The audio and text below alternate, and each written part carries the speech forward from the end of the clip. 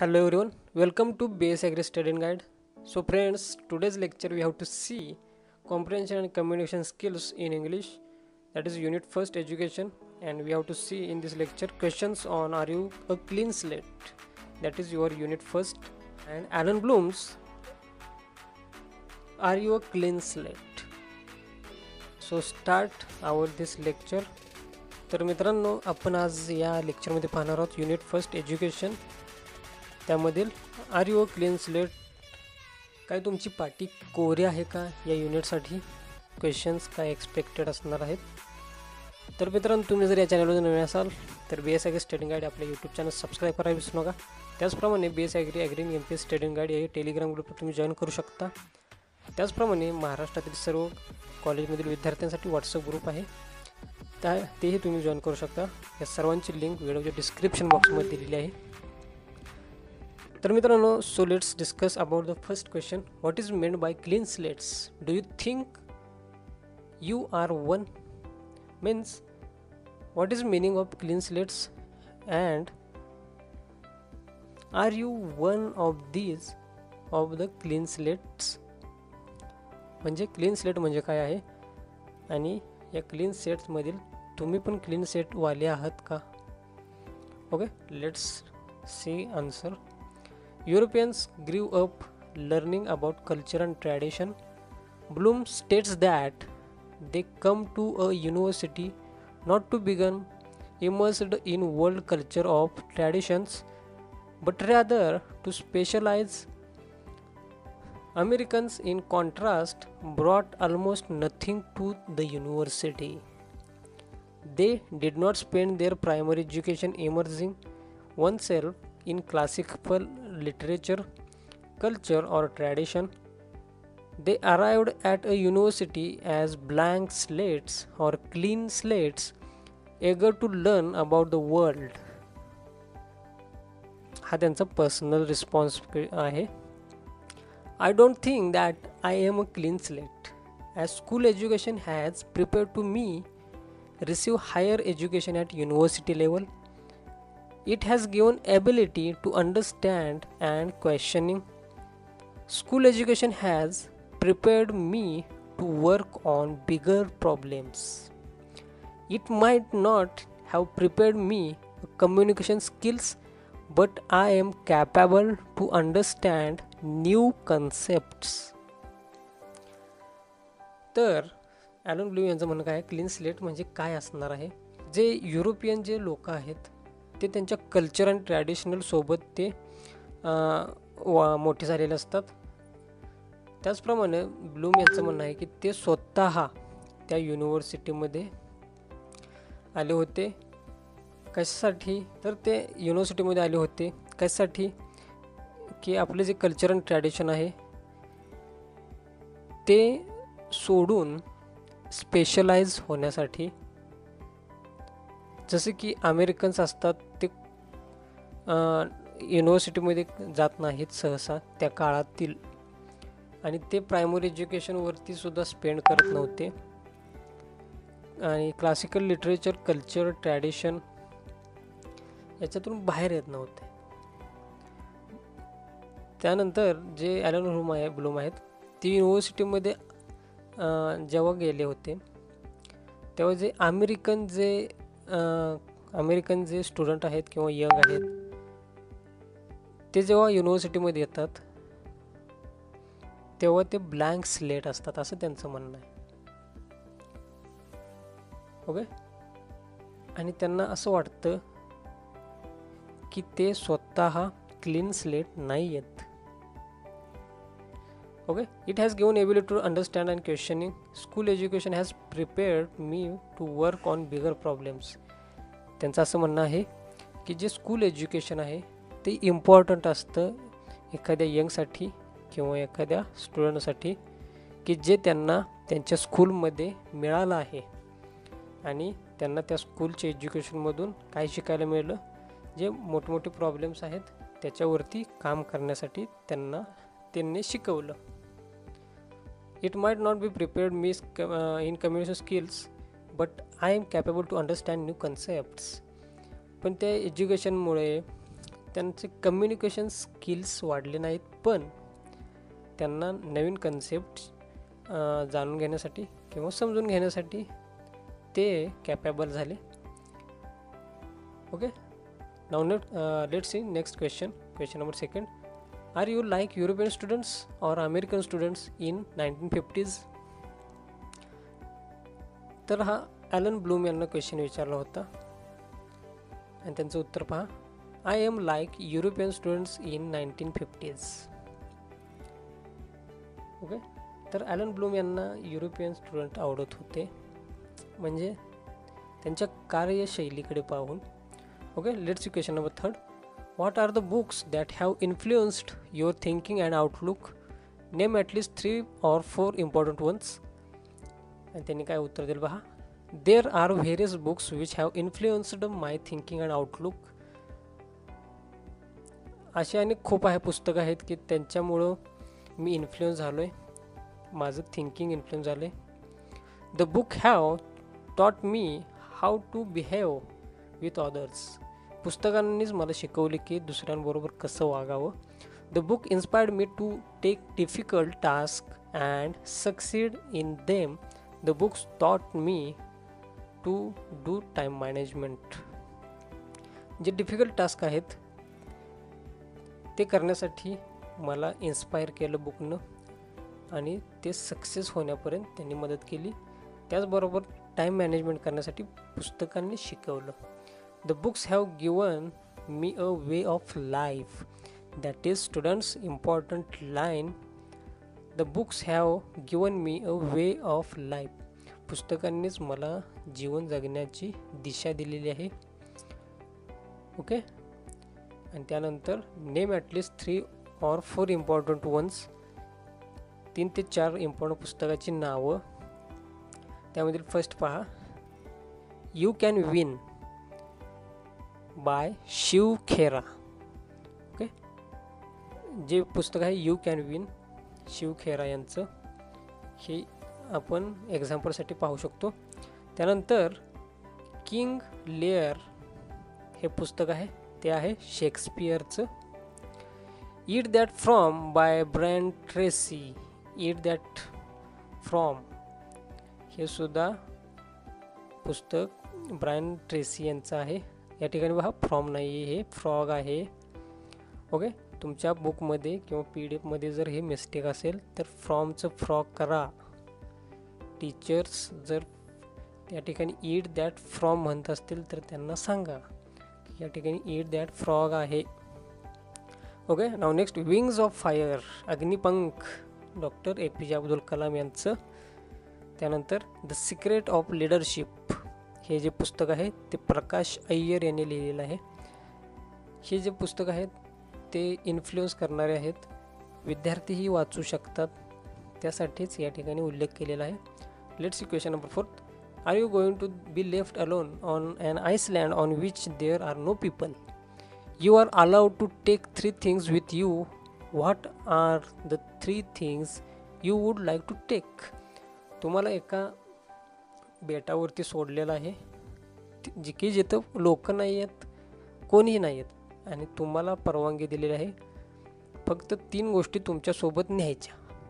तर तुम्ही कोणत्या न्याल? तर त्याने उत्तर दिलं पहा.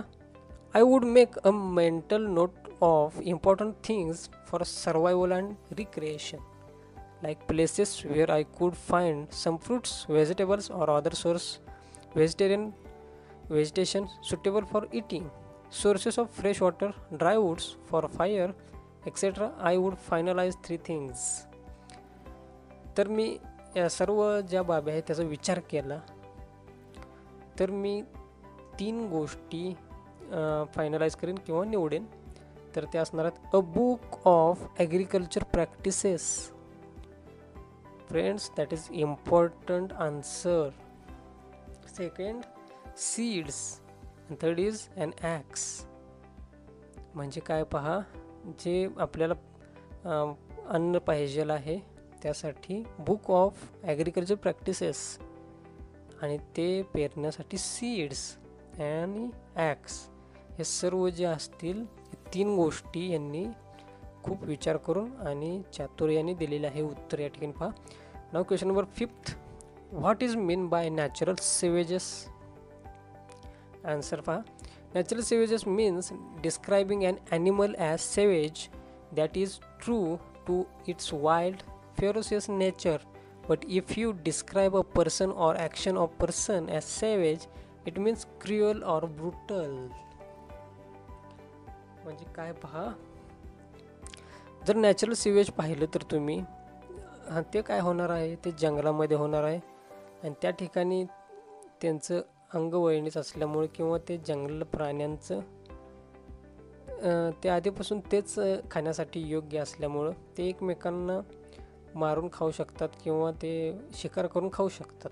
पण जर का लोकांच्या बाबतीत जर हे आपण पाहिलं तर ते खूप क्रुअल आहे आणि ब्रुटल आहे. Okay. Now question number 6. What is better to come to the university with a lens through which can see everything or to come as natural savage? Give reasons for your answer. तर काय प्रश्न पहा, युनिव्हर्सिटीमध्ये येताना तुम्ही कोणत्या चष्म्याने पाहाल की जेणेकरून तुम्ही सर्व पाहू शकता, म्हणजेच तुमच्या नजर कशी पाहिजे, आणि आन्सर तुम्हाला रिझन पण द्यायचा त्याचा. त्यामध्ये आन्सर काय दिलं पहा. It is better to come to university with a lens through which I can see everything because it will be prepare me to understand and respond. मी या युनिव्हर्सिटीमध्ये आलो आणि जे माझे लेन्स असे किंवा माझा जे पाहण्याची सरणी आहे किंवा जी नजर आहे, मी अशा प्रकारे ठेवून आलो की मी सर्व पाहू शकेल आणि मला अंडरस्टँड होईल आणि मी रिस्पॉन्ड करू शकेल. It will prepare me to ask appropriate questions. म्हणजे यानेच मला या नजरेने काय शिकवलं की जे बरोबर क्वेश्चन काय असतील ते विचारण्यासाठी. It will prepare me for the market. म्हणजेच या ठिकाणी जे मार्केट असेल त्याच्यामध्ये जी स्पर्धा आहे त्यामध्ये टिकण्यासाठी यांनी मला प्रिपेअर केलं.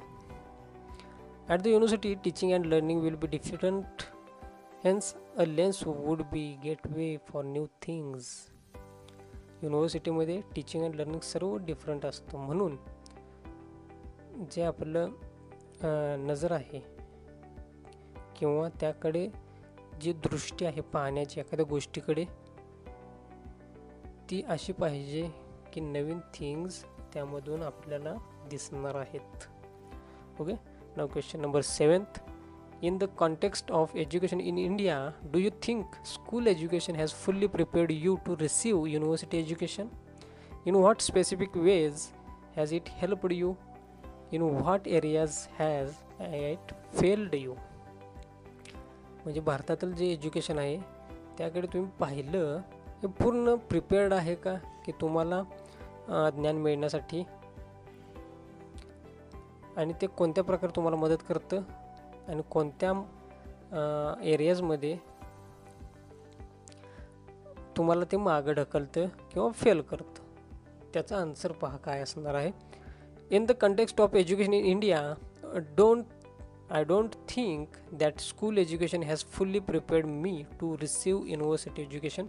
म्हणजे भारतातील जे शिक्षण पद्धत आहे त्याच्याकडे पाहिलं तर असं वाटतं की जे स्कूल एज्युकेशन आहे ते पूर्ण प्रिपेअर झालेलं नाही आहे त्यांच्या मते युनिव्हर्सिटीमधील शिक्षण घेण्यासाठी. In terms of percentage around 70% school education has prepared me. त्यांचं पर्सेंटेज जर त्यांनी पाहिलं तर 70% स्कूल एज्युकेशन त्यांच्या जडणघडणीमध्ये त्यांचा वाटा आहे. The basics of most of the subjects were declared at school level, hence it helped to understand relatively bigger concept at university level. जे बेसिक कन्सेप्ट आहेत, सब्जेक्ट आहेत, त्यांचे जे क्लिअरन्स किंवा त्यांचे जे समज आहे ते स्कूल लेवलला येतेच. त्यामुळं युनिव्हर्सिटी लेवलला त्याच्यापेक्षा मोठे जे डिटेल्समध्ये स्टडी आहे ते आपण शिकू शकतो असं त्यांचं म्हणणं आहे. I got inclination towards science project during school. त्यांना सायन्सच्या प्रोजेक्टबद्दल स्कूलमध्येच त्यांना सवय झाली होती किंवा आवड झाली होती. It helped me to participate in similar kind of activities as university level. त्याचाच फायदा काय झाला की युनिव्हर्सिटीमध्ये असताना त्या सायन्समधील प्रोजेक्ट किंवा जे सेमिनार्स असतील त्याच्यामध्ये फायदा झाला.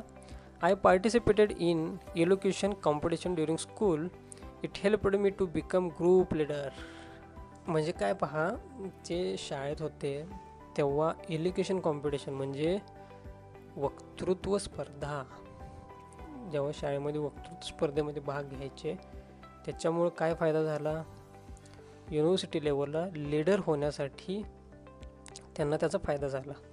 School education has failed in developing reasoning skills and questioning skills in me. जे स्कूल एज्युकेशन असतं ते आपल्याला रिझनिंग स्किल आणि क्वेश्चनिंग स्किल आहे ते डेव्हलप होण्यासाठी फेल झालं. म्हणजे जे ॲलन ब्लूम आहेत त्यांच्यासाठी हेच त्यांच्या मते हे आन्सर आहे. स्कूल एज्युकेशन मध्ये काय होतं, जे रिझनिंग स्किल आणि क्वेश्चनिंग स्किल आहे त्यामध्ये डेव्हलपमेंट होत नाही असं त्यांचं म्हणणं आहे. नाव question number 8. My expectation from the university are. Personal response question असेल तर त्यामध्ये तुम्हाला आन्सर कसे देऊ शकता पहा. Classrooms having limited students, strong emphasize on practical tests, the need of critical thinking skills, practical exposure for becoming entrepreneurs, field visits, excursions, live demonstrations, teaching with audio visual AIDS, less emphasise on theory and more weightage to practicals.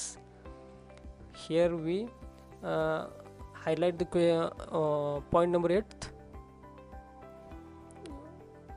Less emphasis on theory and more weightage to practicals. Okay, now question number 9th. In what ways does the older generation find fault with the younger generation? कोणत्या प्रकारे जे आपले वृद्ध लोक असतील किंवा जे मोठी लोक असतील ते आपले जे तरुण असतील त्या जनरेशनमधील फॉल्ट काढतात किंवा चुका काढतात. Okay, and Landers has said that it is not what you do for your children but what you have taught them do for themselves that will make them successful human being. Important sentence आहे पहा. तुम्ही तुमच्या मुलांना काय शिकवता हे गरजेचं नाही, पण तुम्ही त्यांना स्वतःसाठी काय करू शकता हे जेव्हा शिकवाल तेव्हाच ते सक्सेसफुल ह्युमन बनणार आहेत. The older generation always thinks that younger generation is. जे ओल्डर जनरेशनचे लोक असतील ते कायम हाच विचार करतात की जे तरुण लोक आहेत, विद्यार्थी आहेत, ते discontent with where they are wanting to go further faster, looking for an opportunity to lead now and get experience, eager to change the world with new ideas and do something big, aggressive in decision making, addicted to technology, not ready to listening to elders, do not like to play outdoor sports, addiction, depressions. तर जे older generations असतात लोक त्यांचं काय म्हणणं असतं किंवा त्यांना काय वाटतं यंगर जनरेशनबद्दल काय वाटत असतं पहा, की जे आत्ताचे जे तरुण पिढी आहेत त्यांना एखाद्या ठिकाणी खूप फास्ट पोचायचं असतं आणि त्यांना कोणतीही पेशन्स नसतात त्यांच्यामध्ये, असं ओल्डर जनरेशनला वाटत असतं. त्यानंतर पहा जे ऑपॉर्च्युनिटीज आहेत त्यांच्याकडे आपल्या विद्यार्थ्यांना किंवा आपल्या मुलांनी लवकर पाहावं आणि लवकर त्यांनी सेटल व्हावं, लवकर त्यांनी एक्सपिरियन्स घ्यावा असं वाटत असतं. त्यानंतर दुनिया बदलून टाकायचे जे आयडिया असतात किंवा ज्या कल्पना असतात तरुण लोकांच्या, दुनिया हिला देंगे हम, अशा प्रकारच्या ज्या कल्पना असतात ह्या ओल्डर जनरेशनला चांगल्या वाटत नसतात. बिकॉज त्यांना भीती असते, करायला जायचं एक आणि व्हायचं एक असं त्यांना वाटत असतं. Okay. Aggressive in decision making. Older generation काय वाटतं, हे जे यंगर जनरेशन आहेत ते खूप ॲग्रेसिव्ह आहेत डिसिजन एखादे घेण्यासाठी. अजिबात ते इकडचा तिकडचा विचार करत नाहीत असं त्यांना वाटत असतं. Addict to technology. टेक्नॉलॉजीचं त्यांना खूप सवय लागलेली आहे, व्यसन जडलेलं आहे. Not ready to listening to elders. मोठ्यांचं ऐकायचं नाही, बाहेरचे स्पोर्ट्सचे गेम खेळायचे नाही. ॲडिक्शन, व्यसन, डिप्रेशन, खूप ताणतणाव असं जे ओल्ड जनरेशन आहे यांना वाटत असतं यंगर जनरेशनबद्दल. नाव question number 10th. In what ways will you find fault with the older generations. तुम्ही कोणकोणत्या प्रकारे जे आपले वृद्ध लोक असतील किंवा वडीलधारी माणसं असतील त्यांच्यामधील चुका काढू शकता किंवा त्यांचं कमीपणा सांगू शकताय. Okay. Not ready to change with technology. आपल्या तंत्रज्ञानानुसार ते चेंज होण्यासाठी उत्सुक नसतात किंवा तयारच नसतात. Very rigid and Orthodox. खूप कठोर असतात आणि जे जुनी जी मूल्य आहेत त्यांच्याशी बरोबर ते निगडीत असतात किंवा ते त्यांना सोडत नाहीत. Always talk about saving money for future and don't enjoy present. कायम ते म्हणत असतात, आपली जी वडीलधारी माणसं आहेत, पैसे सेव्ह करा पुढच्या भविष्यासाठी आणि आत्ताचा जो प्रेझेंट काळ आहे तो एन्जॉय करू नका, पुढच्या फ्युचरचा विचार करा. Very emotional. ते इमोशनलच असतात. Many parents will do anything to avoid having their kids experience even mild discomfort, anxiety or disappointment, anything less than pleasant, as he put it, with the result that when as adults they experience the normal frustrations of life, they think something must be terribly wrong. जे पालक असतात ते त्यांच्या जे मुलं असतात त्यांच्याबरोबर comfort नसतात किंवा फ्रस्ट्रेशन असतं किंवा एखाद्याचा राग ते मुलांवर काढतात, हे चुकीचं आहे.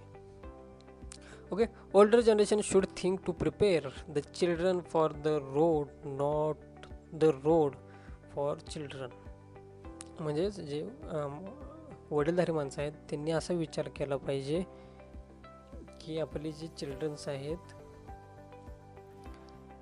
त्यांच्यासाठी रस्ता आहे की रस्त्यासाठी ते आहेत असं नाही. Okay. Older generation is child centred. जे ओल्डरचे जनरेशनचे जे लोक असतील ते हळव्या मनाचे असतात किंवा लहान मुलासारखे असतात. Living vicariously through children. Older generation takes great pride in their children. When they succeed it makes them happier than if they had done it themselves. म्हणजे जे आपली वडीलधारी माणसं आहेत त्यांना कधी खूप बरं वाटतं की त्यांच्या मुलांनी आपल्या लाईफमध्ये काहीतरी केलं, काहीतरी सक्सेस मिळवलं, तर त्यांना खूप आनंद होतो. Keep on judging with others म्हणजे एकमेकांची तुलना करणं. तर हे आपण फॉल्ट आपण काढू शकतो की ओल्डर जनरेशनमध्ये काय असतील. Okay. Now question number 11th. What do you think the students in our colleges and universities are restless? Give at least 5 reasons. तुम्हाला काय असं वाटतं की आपले जे विद्यार्थी आहेत कॉलेज आणि युनिव्हर्सिटीमधील ते रेस्टलेस आहेत? Today, with more than 170 universities and 6,000 affiliated colleges, the number of universities in India offering undergraduate and graduate degrees has grown and continues to do so. Our students in colleges and universities have become restless because there are no sufficient job opportunities in market. आपल्या ज्या मार्केटमध्ये जॉबच्या opportunity आहेत त्या कमी आहेत. The syllabus in colleges and university do not meet the requirement of industry. Hence, industries think that the graduates are useless. In spite of having a degree, students do not get jobs. पण काय होतं पहा, जे college आणि युनिव्हर्सिटीमध्ये जे syllabus असतात ते आपले जे इंडस्ट्री असतात जॉबसाठीच्या, त्यांच्या त्या रिक्वायरमेंट पूर्ण करू शकत नाहीत. त्यामुळं इंडस्ट्रीजमध्ये जे असतात त्यांना वाटतं की हे ग्रॅज्युएट आहेत ते युजलेस आहेत आणि त्यांच्या ज्ञानाचा फायदा आपल्या इंडस्ट्रीमध्ये काहीच होणार नाही. Okay. Interference on political parties in colleges and universities and funding students for elections and other issues. College आणि युनिव्हर्सिटीमध्ये काय होतात, जे पॉलिटिकल पार्टीज असतात किंवा जे विद्यार्थी असतात, सेनात विद्यार्थी इलेक्शन, हे सर्वांमुळेही ते विद्यार्थी रेस्टलेस होऊन जातात. The state and central government do not fill the vacant post regularly, hence budding graduates do not get opportunity. Central आणि जे राज्य शासन असतात ते काय करतात, जे व्हॅकंट पोस्ट आहेत त्या रेग्युलरली भरत नाहीत. त्यामुळे काय होतं, ग्रॅज्युएट्स असतात त्यांना संधी मिळत नाहीत.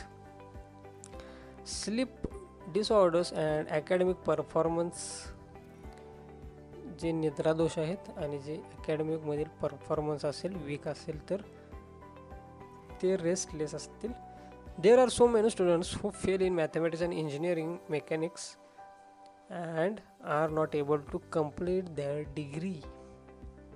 असे खूप विद्यार्थी आहेत की ते मॅथमॅटिक्स आणि इंजिनिअरिंग मेकॅनिक्समध्ये पास होऊ शकले नाहीत आणि ते डिग्री त्यांची कंप्लीट करू शकले नाहीत. हे पास होते रिझन्स की ज्यामुळं आपले जे कॉलेज आणि युनिव्हर्सिटीमधील आहेत ते विद्यार्थी रेस्टलेस झाले आहेत, त्यांना विश्रांतीच मिळत नाही आहे आणि त्याची कारणं होती. नाव question number 12. In what ways can a college or university help you to get good job? Name at least 5. तर कोणत्या प्रकारे आपलं कॉलेज किंवा युनिव्हर्सिटी तुम्हाला चांगल्या प्रकारे जॉब मिळवण्यासाठी मदत करतं, असं कोणतेही 5 वेजचे नावं सांगा किंवा कोणतेही 5 नावं सांगा. First, development of meaningful course curriculum leading to skill based degrees. अशी कोणतीही डिग्री निवडा की ज्यामुळं आपलं जो स्किल आपलं डेव्हलप होईल. Okay. College placements. Okay. College industrial training and linkages, म्हणजे कॉलेजमध्ये असतानाच इंडस्ट्रियल ट्रेनिंग होणं आणि लिंकेजेस असणं. Brand development of college or university, म्हणजे आपले जे कॉलेज असेल किंवा युनिव्हर्सिटी त्याचं डेव्हलपमेंट करणं. ब्रँड डेव्हलपमेंट म्हणजे जे प्लेसमेंट असतील त्याही तुमच्या कॉलेजमध्ये होतील. A good coaching centres for competitive examination. University किंवा कॉलेजमध्ये कोचिंग सेंटर असलं पाहिजे कॉम्पिटेटिव्ह एक्झामिनेशनसाठी, तर आपल्याला जॉब मिळू शकतो. Okay. Let discuss question number 13. Who road the following books. खालील जे बुक आहेत ते कोणी लिहिले आहेत ते तुम्हाला सांगायचं आहे. That is the question important for the MCQ or fill in the blanks or the match the pairs, all type of objective questions. Okay. David Copperfield, that book is written by Charles Dickens. Now next, Arthashastra was written by Kautilya, Vishnugupta and Chanakya. Paradise Lost was written by John Milton. The Guide was written by R.K. Narayan, and that is also one course for BA in English, Bachelor of Arts in English. The Guide is one subject for Yashwantrao Chavan Mukta Vidyapith. Okay. Fifth, Godin was written by Prem Chand. Hamlet was written by William Shakespeare. Pygmalion was written by George Bernard Shaw. Gitanjali written by Rabindranath Tagore. War and Peace was written by Leo Tolstoy. And Shakuntalam is was written by Kavi Kalidas. As you know, all these books you must remember for your exam point of view. So these are the questions important for the unit 1st education. तर मित्रांनो, आपण हे lecture पाहिलं की ज्यामध्ये कोणकोणते questions important असणार आहेत ते आपण पाहिले या लेक्चरमध्ये. तर हे लेक्चर आवडल्यास नक्की व्हिडिओला लाईक करा, चॅनलला सबस्क्राईब करायला विसरू नका. आपण या बेस ॲग्री स्टडी या चॅनलवरती सर्व जे तुमचे लेक्चर्स असतील बेस ॲग्री आणि त्याचे तत्सम डिग्री असतील त्याच्या रिलेटेड आपण सर्व लेक्चर प्रोव्हाइड करत असतो. त्याचप्रमाणे जे CET तसेच कॉम्पिटेटिव्ह एक्झामिनेशन या सर्वांची माहिती आपण या यूट्यूब चॅनलच्या माध्यमातून देत असतो. तर मित्रांनो, आत्ताच चॅनल सबस्क्राईब करून ठेवा. त्याचप्रमाणे आपले जे मित्र असतील, वर्गमित्र असतील किंवा नातेवाईकांमधील कोण असेल तर त्यांनाही हे चॅनल शेअर करायला विसरू नका. चला तर मित्रांनो, आता मी तुमची रजा घेतो. आता भेटूया पुढच्या लेक्चरमध्ये नवीन माहितीसह, नवीन विषयासह. धन्यवाद.